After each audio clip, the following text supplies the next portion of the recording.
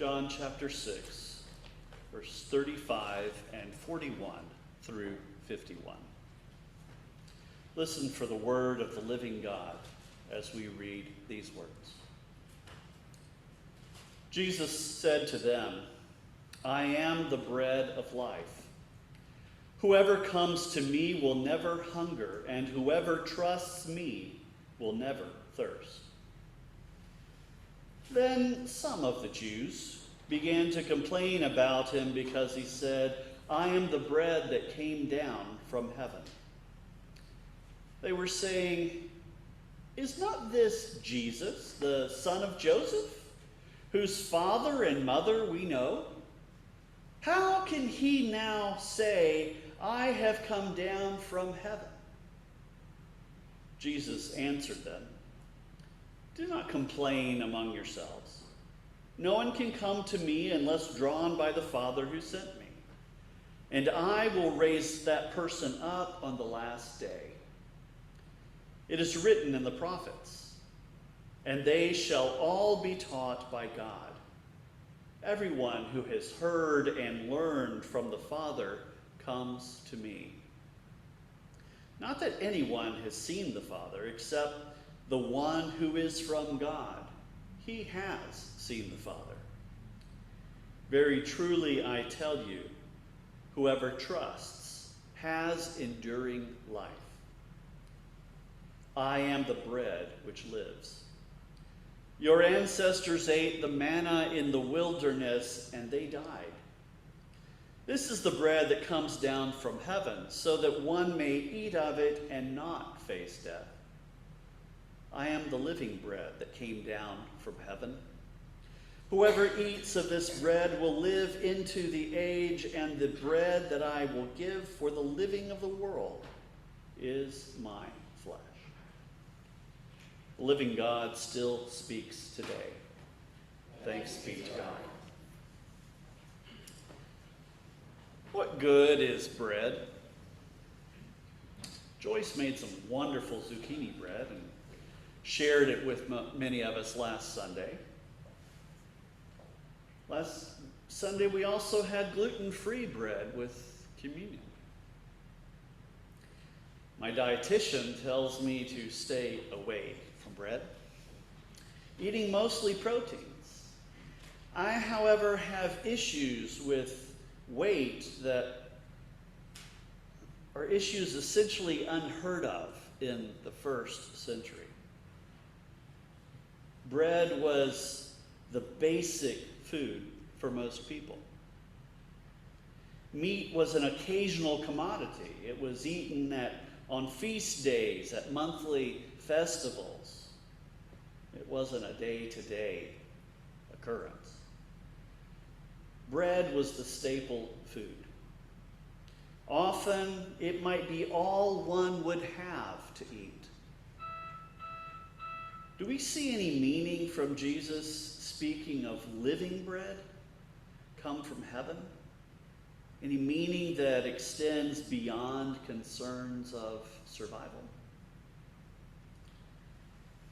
I grew up hearing that the Bible is easy to understand. The notion that God made sure that the writers of the Bible were setting down exactly what God wanted to say and did so in a manner that would be very clear to those that God wanted to understand anyway. I also continually heard that John's gospel was the clearest of the gospels in sharing the story and message of Jesus in a manner that communicates well to nations steeped in Greco-Roman ways of thinking as opposed to Hebrew forms of thought.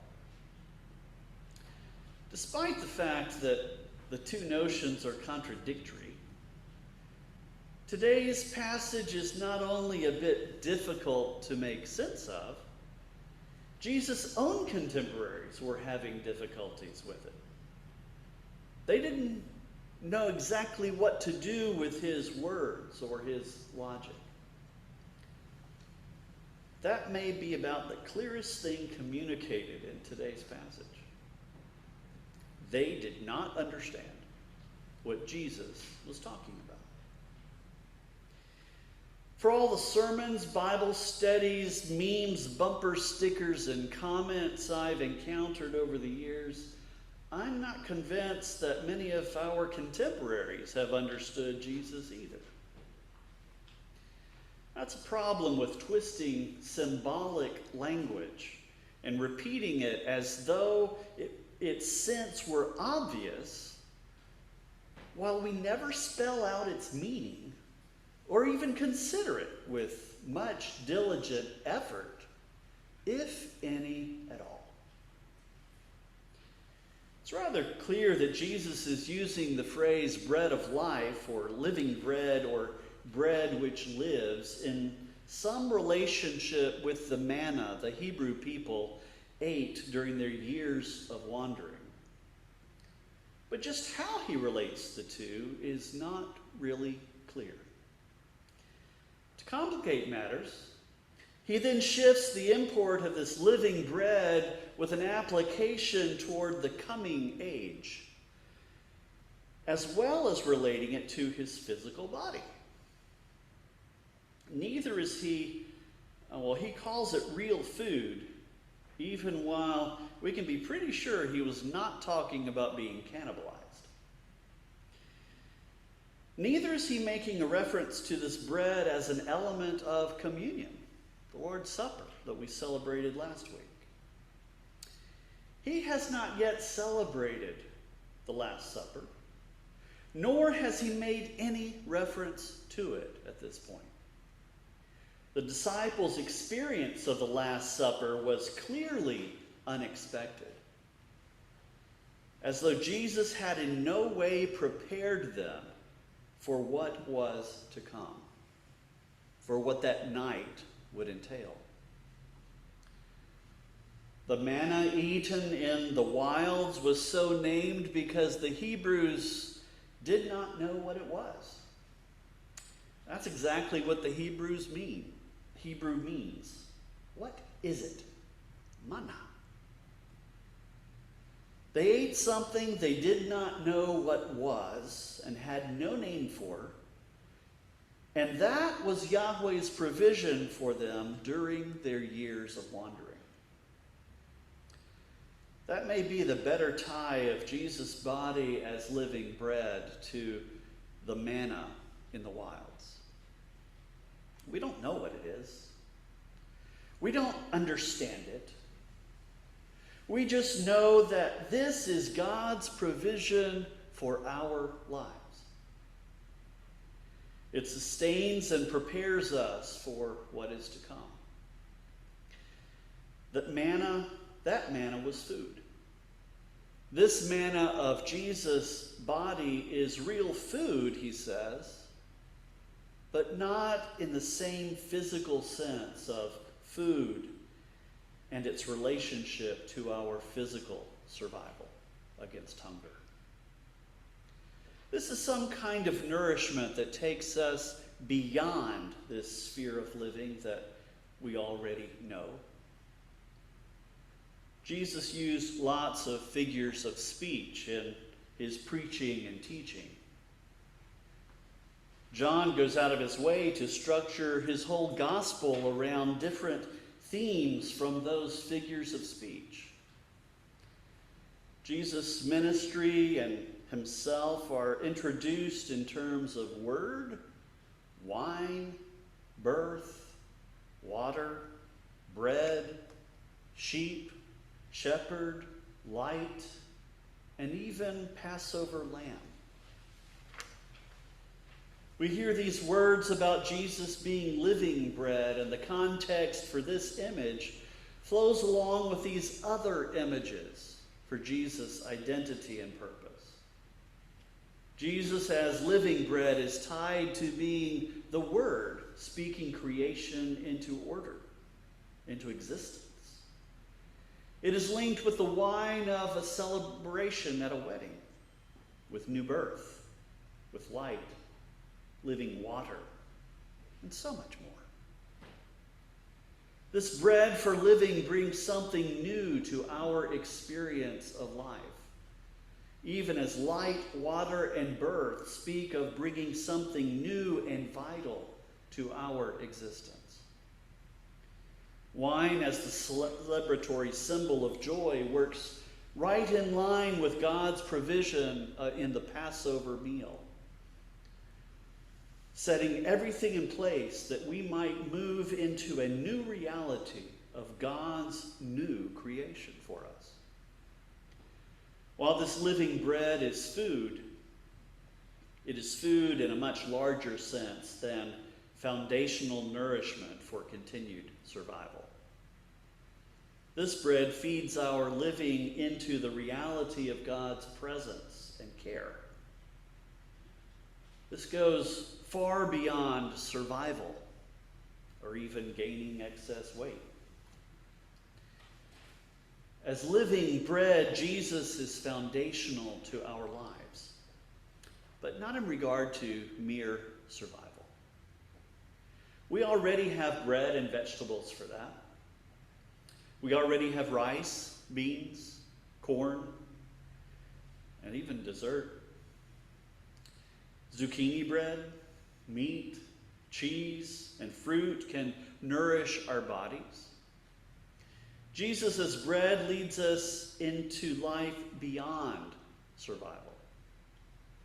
Jesus leads us into that quality and kind of life that extends beyond the limits of our physical experience of living. He leads us into community. He leads us into relationship, into connection, into purpose, even into reconciliation with one another and to God. The manna we eat does not get us past survival. It keeps our bodies functioning, but it does nothing for the higher order of living to which Jesus calls us. Jesus took fishermen and transformed them into fishers of men who would lead a community into a new future. Rather than casting nets, they learned to cast words, stories, teaching, and purpose that would give a wholly new foundation to a society in which love for one another might germinate, grow, and bear fruit. This living bread provided by Jesus is his very living, and in the example he presented even in his dying. He offered regeneration for us as we take into ourselves the same life that he taught. He modeled it. He lived it. This living moves according to a very different character than purposeless wandering in a barely inhabited land. This life leads to something far different from seeking continued existence in which one day simply leads to the next. This new life is built upon a different kind of bread, a nourishment that extends into the very heart of an abundant living. It's not focused on survival, which is a rather limited focus on self-preservation. This life offers something more, something greater, something in which we live for one another. It is the life seen in Jesus giving his very body for our benefit. He was calling these people to something far beyond that desire for the newest circus attraction. He was pushing them to more than following the Jesus entertainment tour throughout Palestine. He pressed them to look past concession stands to consider how their own lives needed transformation. They did not need to be nourished in any greater degree than they were being nourished. They needed to change what they were nourishing. Rather than nourishing themselves for survival and a degree of comfort, they needed to focus on something greater, something higher. They needed to refocus on life extending beyond the limits of one's survival, even survival past death. Manna takes us from one day to the following one meal to the next. We need what takes us from daily survival, daily existence, into life worth living. Life worthy of living. Life capable of surpassing the limits of our current existence. The crowds who followed Jesus were seemingly unable to see beyond the subsistence in their survival. Jesus challenged them to more. Jesus offered more. He claimed to be the very means of getting past the temporary. Rather than eating bread, they needed to eat his words, to apply them. They needed to begin truly living. Are we seeking anything beyond simply the bread of survival? Jesus calls us to so much more, doesn't he?